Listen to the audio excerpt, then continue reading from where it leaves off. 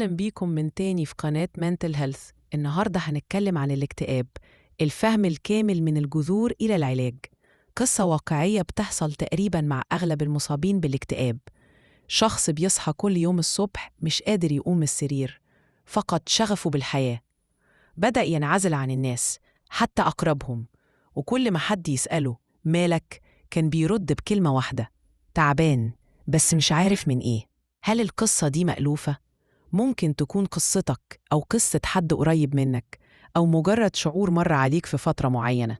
في الفيديو ده هنفهم مع بعض يعني إيه اكتئاب، إزاي نميزه عن الحزن العادي، ليه بيحصل، إزاي نساعد نفسنا، وإمتى نحتاج تدخل متخصص. الاكتئاب depression هو اضطراب نفسي مزمن بيأثر على الحالة المزاجية والتفكير والسلوك، وبيؤدي لشعور دائم بالحزن وفقدان الاهتمام وانخفاض في الطاقة. هو مش نقطة ضعف ولا دلع ولا مجرد يومين وهتعدي، لأ، ده مرض حقيقي معترف بيه في التصنيفات النفسية الدولية زي DSM-5 والICD-11. ثانياً، تضارب المصطلحات: الحزن لا يساوي الاكتئاب، والكسل لا يساوي أعراض الاكتئاب. الاكتئاب مش لازم يكون سببه ظاهر أو واضح.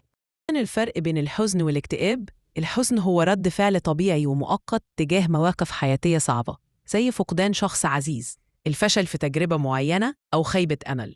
بيجي الحزن غالباً بسبب واضح، ومع مرور الوقت بيتراجع، خصوصاً لما يلاقي الإنسان دعم أو يقدر يتكيف مع الموقف. رغم الحزن، الشخص بيقدر يضحك أحياناً، يتفاعل مع الناس، ويمارس حياته بشكل نسبي. أما الاكتئاب فده اضطراب نفسي حقيقي، مش بس مشاعر حزن. ممكن يظهر من غير سبب مباشر ويستمر لفترات طويلة. بيأثر على كل نواحي الحياة: التفكير، الأكل، النوم، العلاقات، والقدرة على أداء المهام اليومية. المكتئب غالباً بيحس بفراغ داخلي، فقدان شغف، وتعب مزمن حتى لو بينام كتير. كمان ممكن يشعر بانعدام القيمة أو الذنب بدون مبرر، وأحياناً يوصل الأمر لأفكار إيذاء النفس. الفرق الجوهري هو إن الحزن بيقل مع الوقت، لكن الاكتئاب محتاج تدخل نفسي ومهني عشان يتم التعامل معاه بشكل سليم.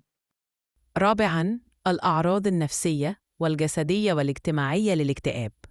أعراض نفسية: 1. فقدان الشغف بأي نشاط. 2. الإحساس الدائم بالحزن أو الفراغ. 3. الشعور بعدم القيمة أو الذنب. 4. بطء في التفكير أو صعوبة في اتخاذ القرار. 5. أفكار إيذاء النفس أو الانتحار في الحالات الشديدة. أعراض جسدية: 1. تغيرات في الشهية، زيادة أو نقص. 2. اضطرابات النوم، أرق أو نوم مسرط. 3. صداع مزمن، آلام بالجسم بدون سبب عضوي. 4. تعب مستمر حتى مع الراحة. أعراض اجتماعية: 1. العزلة والانطواء. 2. الانسحاب من العلاقات والأصدقاء. 3. صعوبة في التفاعل مع الأسرة أو الزملاء. أنواع الاكتئاب: 1. الاكتئاب الجسيم Major Depressive Disorder، أكثر الأنواع شيوعاً، ويشمل مجموعة من الأعراض تستمر لأسبوعين على الأقل. 2. الاكتئاب المستمر Dysthymia، أعراضه أقل شدة لكن بتستمر لفترات طويلة، سنتين أو أكثر. 3. الاكتئاب الموسمي SAD، مرتبط بتغيير الفصول وبيظهر غالباً في الشتاء. 4. اكتئاب ما بعد الولادة، بيصيب بعض النساء بعد الولادة نتيجة لتغيرات هرمونية ونفسية كبيرة.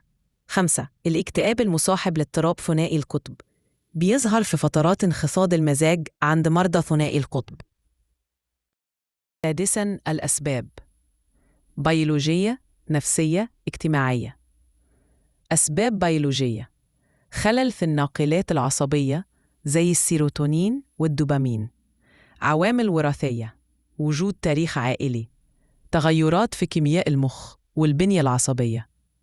أسباب نفسية: صدمات الطفولة، إهمال، تعنيف، فقدان مبكر، التفكير السلبي المزمن، ضعف تقدير الذات. 3. أسباب اجتماعية: العزلة الاجتماعية، الفقر أو ضغوط العمل والدراسة، العلاقات السامة أو الفقد العاطفي. 7. إزاي أعرف إني مكتئب وإمتى أطلب المساعدة؟ لو حاسس إنك فقدت اهتمامك بالحياة، منعزل عن الناس، نومك وأكلك اتغيروا، بتجيلك أفكار سلبية مستمرة أو مش قادر تتعامل مع يومك العادي وكل ده مستمر لأسبوعين أو أكتر، يبقى لازم تستشير أخصائي نفسي. ومهم جداً لو في أفكار إيذاء للنفس اطلب المساعدة فوراً. النقطة الأهم: طرق العلاج وأدوات مساعدة ذاتية واقعية. أولاً العلاج النفسي، العلاج السلوكي المعرفي CBT، العلاج الديناميكي، مجموعات الدعم. ثانياً العلاج الدوائي، مضادات الاكتئاب لازم تكون بوصفة من طبيب نفسي. ثالثاً نمط الحياة، تنظيم النوم والأكل، ممارسة الرياضة بانتظام، تقليل العزلة تدريجياً، تحديد أهداف صغيرة قابلة للتحقيق، أدوات فورية، كتابة اليوميات، التنفس العميق وتمارين الاسترخاء، المشي اليومي تحت الشمس، التعبير عن المشاعر ولو برسالة لصديق. أخيراً بقى كيفية التعامل مع شخص مكتئب. 1. اسمعه من غير حكم، ما تقولش تشد حيلك أو في ناس أحسن منك. 2. تشجعه على طلب المساعدة. 3. طمنه إنه مش لوحده. 4. حافظ على وجودك جنبه حتى لو مش بيتكلم كتير. الاكتئاب مش ضعف ولا شيء نتكسف منه، ده حالة إنسانية ممكن تصيب أي حد فينا، والوعي بيها هو أول خطوة في طريق الشفاء.